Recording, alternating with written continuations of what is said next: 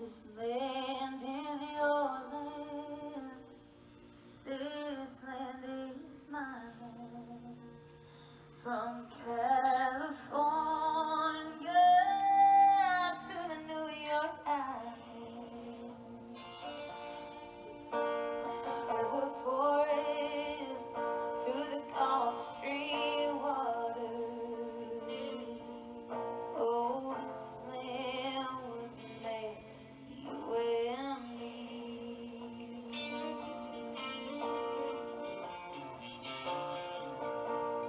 Land is your land. This land is my land. From California to the New York Island. From railroad forest to the Gulf Stream waters. Oh, this land was made for you and me.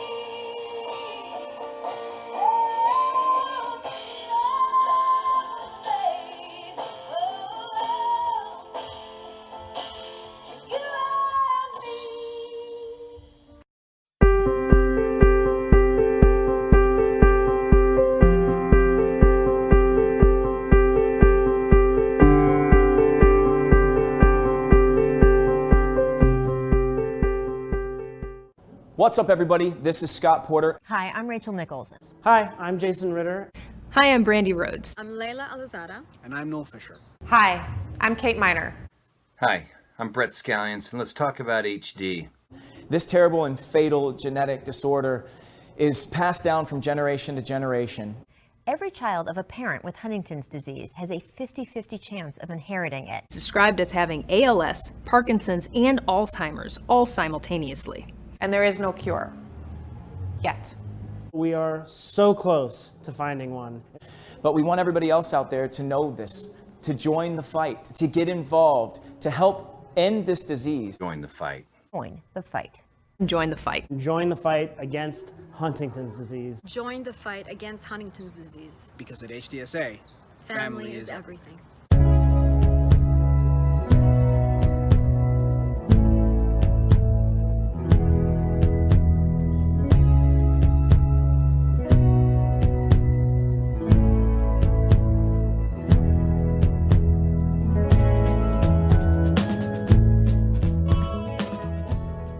We're strong, we're survivors. And they can knock you down and make you fall, but we'll get back up, 'cause after all we're born to be fighters. We were born to be fighters. We're strong, we're survivors. And they can knock you down and make you fall, but we'll get back up, 'cause after all we're born to be fighters. And we're fighting for our lives. And we're fighting for our lives. Yeah, we're fighting for our lives. Good morning, Arkansas. Welcome to our 9th annual, but first annual Team Hope Walk for Huntington's. My name is Gina Williams, and I am coming to you live from Clinton, Arkansas. And I am your HDSA Arkansas Affiliate Board President. And I am so thrilled that we are able to share this opportunity with everyone to create some smiles, create some memories, maybe get educated a little bit, and show a little bit of love from our heart to yours. So let's get on with the show. Today we have two co-hosts for our virtual walk. Cindy Hillier, she is our co-founder for the Arkansas affiliate, and the infamous Jennifer Trafford Hines from Alaska will be joining us. And ladies, welcome, and it's all up to you. Again, thank you, everyone. We appreciate your support. Most of y'all know that I co-founded the Arkansas affiliate for the Huntington's Disease Society of America, along with Joe Carr. We had our first Team Hope Walk in 2011. Huntington's disease, just to remind everybody, is a devastating hereditary degenerative brain disorder that results in a loss of cognitive, behavioral, and physical control. It's like having ALS, Parkinson's, and Alzheimer's at the same time. There are 41,000 people in the U.S. diagnosed with HD and another 200,000 at risk. Team Hope is HDSA's signature fundraising event, mainly to provide support and hope for those that are suffering from this devastating disease. This year's walk is dedicated to Larry Sipes, a very special friend of ours. There is a video on the Facebook page for Larry, if any of y'all have time to go out there and check it out. And Barb, if you're out there, you are in our thoughts and prayers. You never want to see a loved one suffer. It's horrible. You want to be there. You want to do anything you can do to help them. Abigail DeClerc would do anything to see that her sister Lisa would be healthy again. Through thick and thin, Lisa and Abigail continue that sister bond that nobody can break. Here is Abigail and Lisa's story. Hi, this is Lisa DeClerc. She's 36 years old and is currently battling juvenile Huntington's disease. I'm her little sister Abby, and I'm here to help her share her story. We live in Little Rock, Arkansas. In April 10th of 2010, Lisa was diagnosed in the state of Colorado with Huntington's disease, which was a major shock for our family, considering that she was adopted at a very young age. So when we found out what Huntington's disease was and the shock of, wow, it's Alzheimer's disease, Parkinson's, and ALS all in one, it was catastrophic for us. And thankfully, Lisa has always been so just optimistic and prideful of all of her blessings, and it has made the world of difference. They now live, her and her two children, and our parents now live in Arkansas again, thank goodness. And we have such an amazing support system out here. Arkansas Hospice has taken such good care of her and us. They've honestly become like a second family to us, and we couldn't be more thankful for all of our loved ones, all the prayers, all the support, and all of the other families that we've connected with over the years through this journey. Because without y'all, we wouldn't have the hope that we do. So thank you all, God bless, and go Arkansas. Team Hope, Lisa's legacy. We want to thank Abigail and Lisa for their story. We need to also thank some important people, and that would be all of our sponsors real quick. And so our national sponsors, Teva Pharmaceuticals, we've got Genentech, and our local sponsors too, Arkansas Blue Cross Blue Shield, DeClerc Tree Services, Ruth Ann Ellison, IC and Clara Smith. We have Cindy and John Fleming, Beverly and Buddy Valines, and CSI Pharmacy LLC. So thank you to all of our sponsors. We couldn't do it without you guys, and couldn't do it without all of our participants today either. Just remember, we want to encourage everybody to make donations today. And that website is hdsa.org/THW Arkansas. So again, hdsa.org/THW Arkansas. That's a great place to go make donations. And we've gotten so many even before the event started this morning. So thank you to everybody. Yes, we are so close to our goal. So keep telling your friends, pass it on. We're going to put it out on Facebook. We need all we can get, but we're really close to our goal.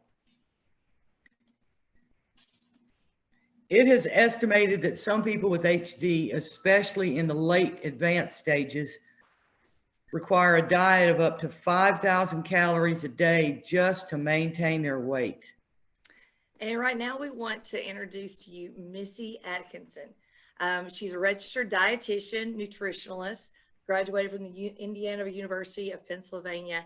And the UPMC Center provides comprehensive care for HD patients at any stage of their illness. And we have access to the latest clinical research and experimental therapeutics too for Huntington's disease. So here's Missy. Hi, my name is Melissa Atkinson. I'm a registered dietitian. And on behalf of the HDSA, I want to provide some strategies for maintaining good health and nutrition. I think it's important to eat enough fruits and vegetables in your diet every day, but not just any fruits and vegetables. You want a wide variety. You want a rainbow of fruits and vegetables. Each colored vegetable and fruit provides different minerals and nutrients for your diet. For instance, orange vegetables like pumpkin or carrots, they're good for your eyes. Yellow vegetables and fruits like bananas or corn, they're good for immunity. And tomatoes and strawberries, they're good for your heart. And blueberries, they're good for your brain. Purple vegetables like grapes, eggplant, blackberries, they're good for your digestive system.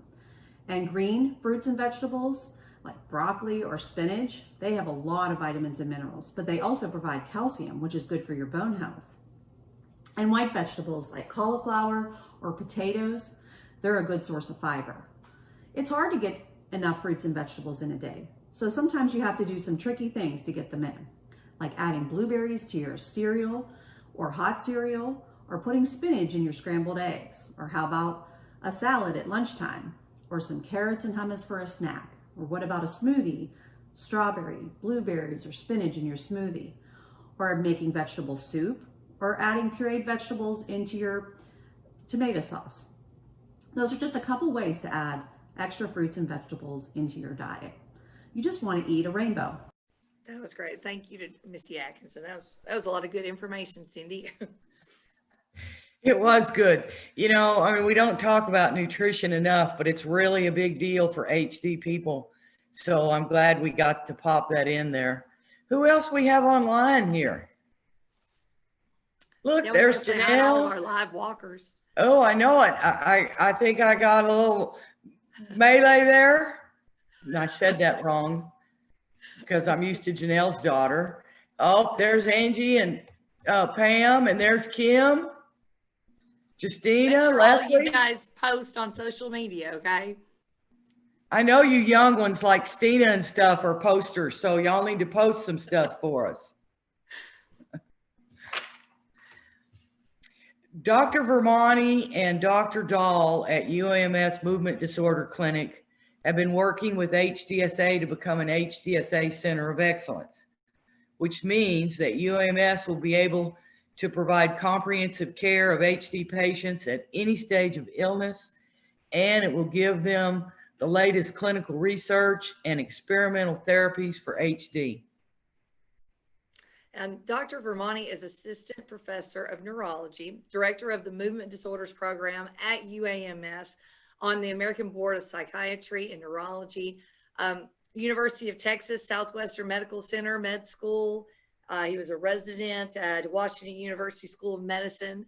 Dr. Vermani did fellowship at Columbia University School of Medicine, and just know how important this is to have a center of excellence right here in Arkansas. That is just incredible. Here is Dr. Vermani. So Huntington's disease is a neurodegenerative disease, and while many physicians are able to take care of some aspects of it, the three of us in the clinic as neurologists are actually fellowship specialized to take care of patients with Huntington's disease. There's only one other physician in the state of Arkansas who has trained in the treatment of Huntington's disease patients, and that's Dr. Diamond up in Fayetteville. So we started the Huntington's disease clinic now about 2 years ago. It is a multidisciplinary clinic. So we have not only the movement disorders trained neurologists, the three of us present in clinic on a rotating schedule, but we also have physical therapists and speech therapists, nutritionists, social worker, along with our nursing coordinator at the clinic at all times. We are in the process of obtaining some of the Huntington's disease national trials that are ongoing, and Dr. Dahl has been leading that effort. We also have a project that we're starting using my human gait physiology lab, where we are going to be trying to track Huntington's patients more objectively over time. We have a number of toys that we use to help track more objectively how neurologic function is changing. We have an instrumented gait mat with pressure sensors in it that record how well people are walking over time. We have gloves which record how well people's upper body movements are changing. We perform objective measures of their handwriting, again, to see how these different processes are changing over time, which will hopefully allow us to develop better treatments for those specific problems in Huntington's. We really don't know if there are different populations of people with Huntington's that progress at different rates, and some of them develop a problem called freezing of gait, and we want to try and develop ways of predicting which Huntington's patients may develop that problem and which we don't think will, and that also may allow us to test therapies more accurately, because we want to test the therapies in the group of people that are going to develop the problem and not in the group of people who won't develop that problem, because that will make any treatment that we're giving less likely to show a positive outcome, because we'll be diluting population of people with a group that may not ever have that problem to begin with.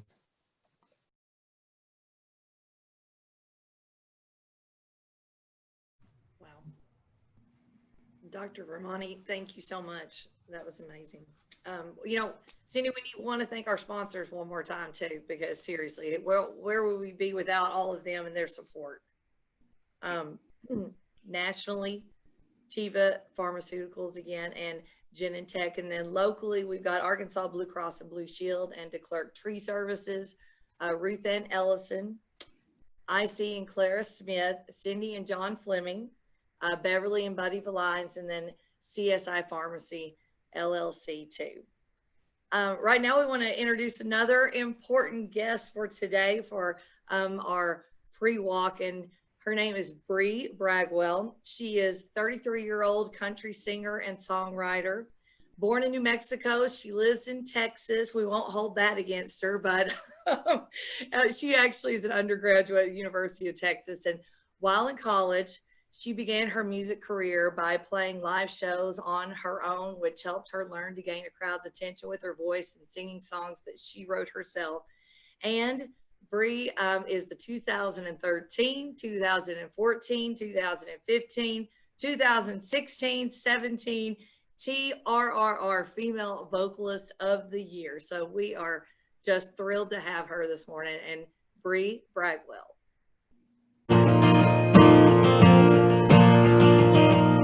As soon as you try to fence me in, I'm breaking loose. As soon as you try to tie me down, I'm in my running shoes.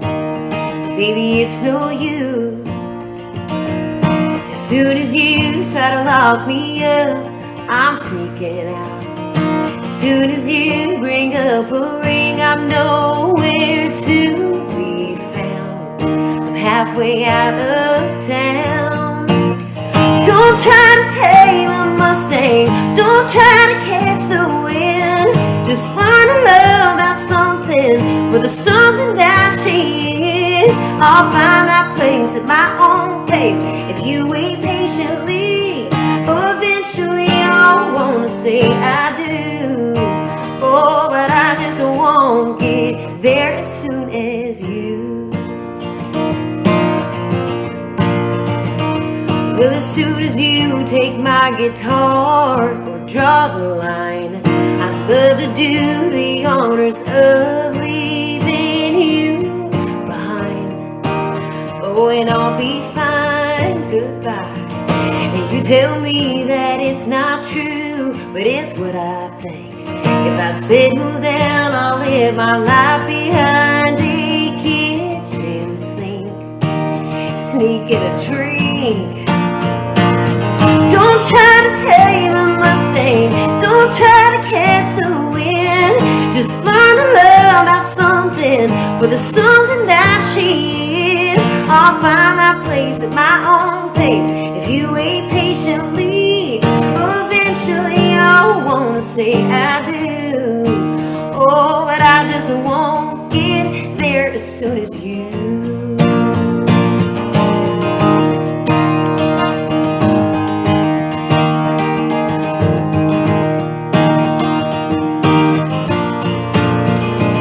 And I pretend I don't, but I confess I want the aisle and I want the dress. We'll both be crying happy tears if you can wait just 10 more years.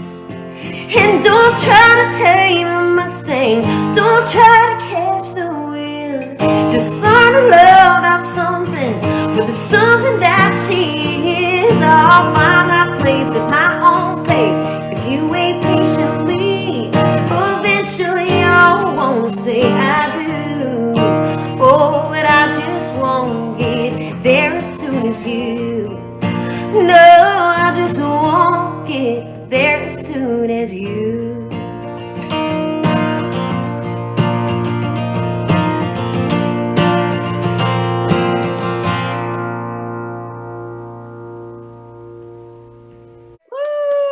Hey, how wonderful is that? Thank you, Bree Bagwell.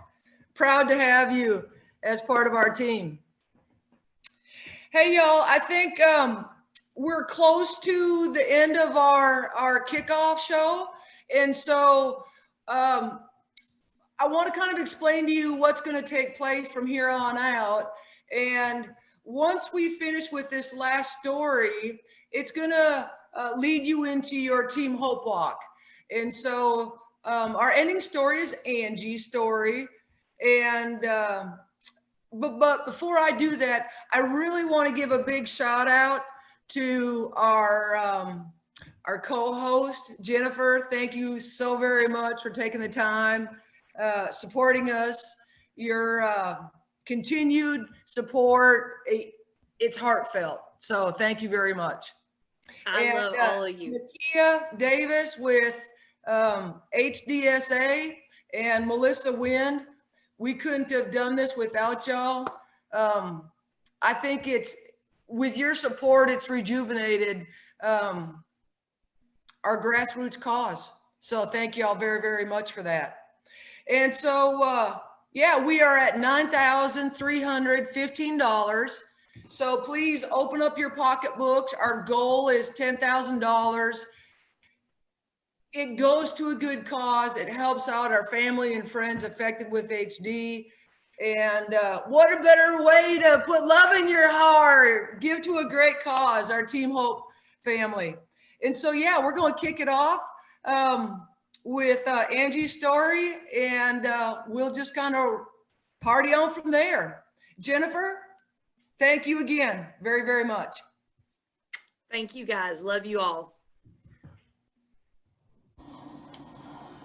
Hi, this is Angie Lamore, and this is my story.